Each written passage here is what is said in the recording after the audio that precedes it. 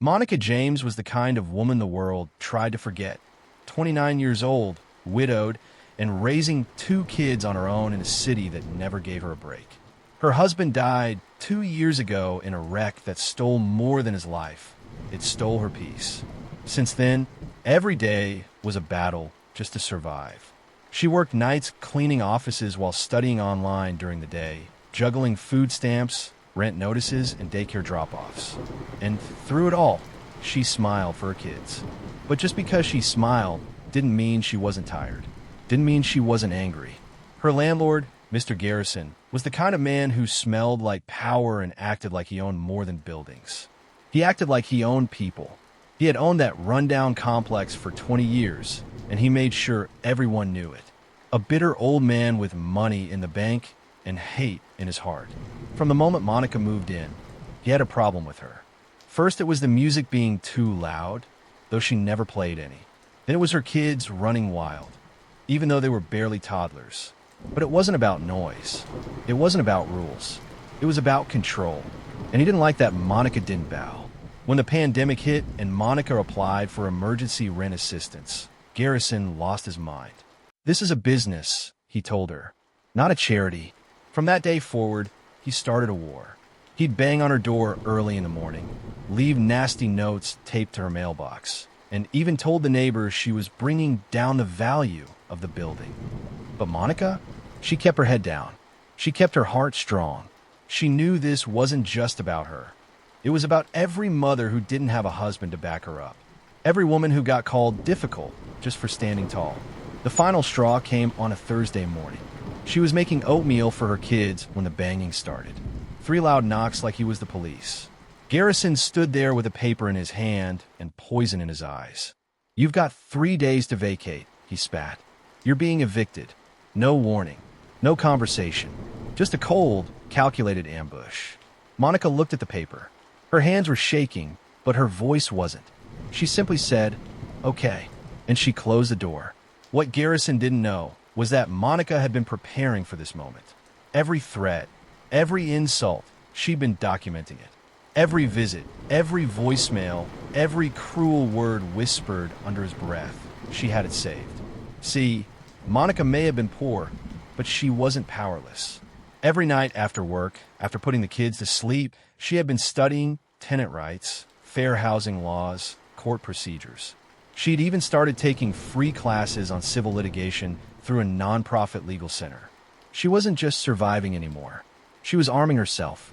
The next week, Monica walked into court with a manila folder, a diaper bag, and no lawyer.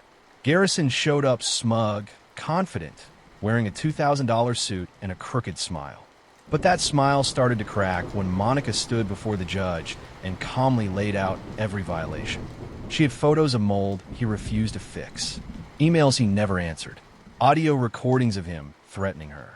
And then came the bombshell, one recording where he outright said, "You people always expect handouts." The courtroom went silent. The judge leaned forward, and Garrison? He turned pale. The ruling came swift. Monica would not be evicted. In fact, the judge ordered Garrison to pay her, a settlement for emotional distress and housing violations. He was also fined for discriminating against a tenant receiving federal aid. The best part? The court ordered an investigation into his entire property portfolio. Monica walked out of that courtroom a free woman. Not just free from eviction, but free from fear. She held her babies close and whispered, "Mama did it." But justice always comes with a cost, and power doesn't fall without retaliation. That night, Monica's phone rang from a blocked number. She answered. A deep voice on the other end said, "You made some noise. You better be ready for what's coming." And just like that, the line went dead. See, what Monica didn't know, what none of us knew, was that Garrison wasn't just some bitter old landlord. He had friends, people in high places, people who didn't like headlines about poor black mothers beating the system, people who preferred silence. But Monica? She's never been the silent type. Not anymore. They thought she was just a tenant, just a burden, just another statistic. But she was a weapon, one forged in grief, sharpened in struggle. And now she was coming for more than rent money. She was coming for change. So the next time someone tells you that you're not powerful because you don't have money, because you don't have connections, because you don't have the right skin, remember Monica James. Because sometimes the most dangerous person in the room is the one you underestimated. This story isn't over. Not even close. Monica James thought the war was over when the judge slammed the gavel. Thought she had won when she walked out of court with her kids in one hand and a check in the other. But sometimes victory is just the beginning of the next battle. That night, when the phone call came, low voice, block number, veiled threat, something inside her shifted. Fear? No. Monica didn't do fear anymore. What she felt was fire. If they thought they could scare her back into silence, they didn't know who they were dealing with. The next day, Monica went to pick up the rest of her belongings from the building's storage unit. Garrison was nowhere in sight, probably hiding from the shame of losing in public. But the maintenance guy, Terrence, was there. Young dude, quiet, always nodded when he saw her, but never said much. That day, he had something on his mind. He pulled her aside, said he'd seen Garrison shredding papers in the basement all week before the court date. Stuff with names on it, he said. Files. You might want to see what's left. Now Monica could have walked away, could have taken her win and kept it pushing. But when you've been pushed to the edge and you finally learn how to fight back, you don't stop swinging. She waited until late that night, when her kids were safe with her sister, and she went back. Basement door creaked like it knew a secret. Lights flickered like they were scared. And in the back corner, under a moldy tarp, she found it. A busted metal filing cabinet with one drawer left unshredded. Locked. Rusted shut. She took it home. Took her time. Took a screwdriver and cracked it open like a safe. What she found made her blood run cold.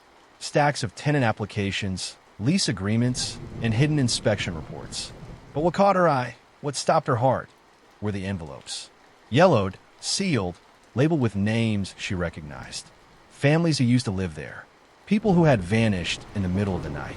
And in each envelope, copies of forged complaints, noise violations, damage reports, falsified drug accusations. All of it handwritten, all of it signed under fake names. Garrison hadn't just been evicting people. He was erasing them. Low-income tenants. Mostly black. Some ladies. Some single moms like her. One after another, he'd built fake cases, filed them, and used them to get people kicked out without a trace. And behind those evictions, city official signatures. Housing inspectors who never did real inspections. Judges who never read the files. It wasn't just one bad landlord. It was a system. And Monica had the proof. She took photos of everything, uploaded it all to the cloud, made copies, and hid them in 3 different places. Because now, she wasn't just a tenant. She was a threat. And people in power don't like threats. The next day, she reached out to the legal aid center that helped her study housing law. Showed them the evidence. The director sat silent for 5 minutes. Then he leaned in and said, Monica, this could bring down more than just Garrison. This is a RICO case. Corruption, fraud, maybe even conspiracy. The legal team got to work. Quietly, carefully. Monica knew better than to go public too fast.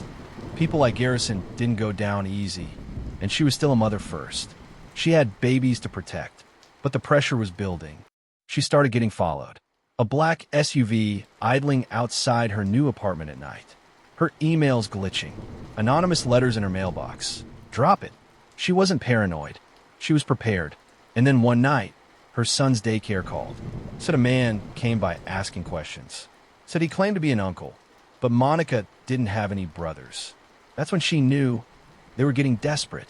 She called a journalist she'd been following, Tara Lynch, an independent reporter who specialized in exposing housing corruption. Monica didn't trust many people, but Tara had receipts. Together, they started mapping out every name in those files. Every family ruined. Every judge who signed off. Every dollar made off the backs of poor black tenants. The web was bigger than she imagined. And at the center of it, a name she hadn't seen before. Crosswell Development Group, a multi-billion-dollar real estate firm that had been quietly acquiring low-income buildings across the city. Garrison was just a pawn. Crosswell was the player. And on the board with them, politicians, police, inspectors, developers, all linked. all protected. But Monica had something they didn't have. The truth. She and Tara planned to drop the story, publish everything, force an investigation. But before they could, someone got there first. Tara went missing, didn't show up to their meeting. Phone went dead. Apartment ransacked. Monica found a note taped to her own door the next morning. No words, just a flash drive and a single line on a sticky note. Be careful who you trust. He's watching you. She plugged it in. What she saw was a video, grainy surveillance footage, a room full of men in suits. One of them, Garrison. Another, a man in a navy blue trench coat. Face turned just enough for Monica to recognize him. It was the same man who handed her the eviction notice in court. The one who claimed to be a courthouse staffer. The one who smiled when she walked out victorious. He wasn't court staff. He wasn't a lawyer. He was Croswell himself, and he'd been tracking her since day one. Monica James vanished 2 days after she watched the footage. One moment, she was prepping files to deliver to the press. The next, gone. No activity on her phone. Bank account frozen. Her sister called the police, but they shrugged it off. Adults disappear all the time. That's what they said. As if a single mother with 2 kids just leaves everything behind without a word. But Monica wasn't just anyone. She was a threat. A woman who had dared to dig too deep into the dirt wealthy men had spent years burying. And when powerful people feel exposed, they don't just silence you. They erase you. The story should have ended there. But it didn't. Because 2 weeks later, her daughter, Ava, received a package in the mail. No return address. Just her name scrawled in thick black ink. Inside, a pink thumb drive. And a note written in her mother's handwriting. If you're reading this, they got to me. But I made sure the truth survives. Finish what I started. Don't let them win. That little girl, just 10 years old, took it to her aunt. And her aunt? She didn't run. She called every reporter, lawyer, and activist Monica had ever worked with. That drive contained it all. The files, the footage, the whistleblower recordings, even backup testimony from other tenants Monica had secretly interviewed. The story hit the media like a bomb. Local news stations ran it first. But once the national networks caught wind, it went viral. Systematic evictions, scandal exposed by missing single mom. Twitter lit up. Protesters flooded Croswell's corporate office. Garrison was chased through the parking garage by a reporter yelling, "How many families did you ruin for a bonus check?" The DA had no choice. An investigation was launched. And when the dust cleared, 17 officials were indicted. 3 judges resigned. Garrison was arrested on charges of fraud, forgery, and racketeering. And Croswell? Turns out, Monica had one more surprise in her files. A bank account in the Caymans. A ledger linking Croswell to bribes.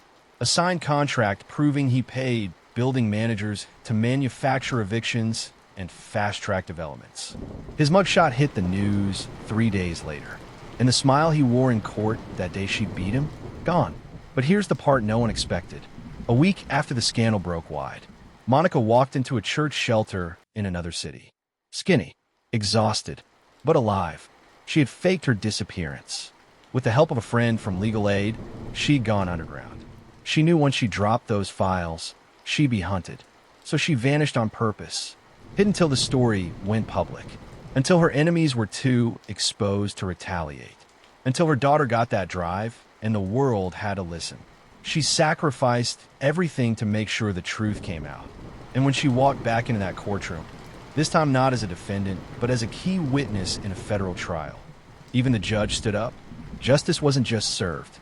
It was built from the courage of one woman they tried to break. A woman who had been told she was disposable. A woman they called just a tenant. Just a single mom. Just another name on a lease. But Monica James wasn't just anything. She was the reason hundreds of families got compensation. The reason an entire city rewrote its housing policies. The reason people started asking questions about who really controls the roof over their heads. She moved into a new apartment after that, one she owned, started a nonprofit in her building's basement, called it Safe Steps, helped other single moms learn the law, how to fight, how to protect their rights before it's too late. Her kids? They got to stay in the same school. No more eviction notices taped to their door. No more looking over their shoulder. And as for Garrison, let's just say, he doesn't smile much anymore, especially not in Prison Orange. But Monica, every time she walks down the street, people stop her. Not because she's famous, but because she stood up. Because in a world built to silence women like her, she made sure her voice echoed. Microphone in the lesson: never underestimate a single mom with nothing left to lose. Because when you back someone into a corner, when you take their home, threaten their kids, lie on their name, you don't just create a victim. You create a warrior. One who doesn't just fight for herself, but for everybody they tried to erase. They thought they could shut her down. They thought money and power would win. But in the end, one woman's courage exposed the whole machine. Loudspeaker, this was Monica's story. But it happens every day to people without a voice. Share this. Speak up. Stay vigilant. Clapperboard, because when the system forgets your humanity, you remind them exactly who you are. Stories like this deserve to be heard. If it touched you, please like, subscribe, and stay with us for the journey ahead. Thank you for watching.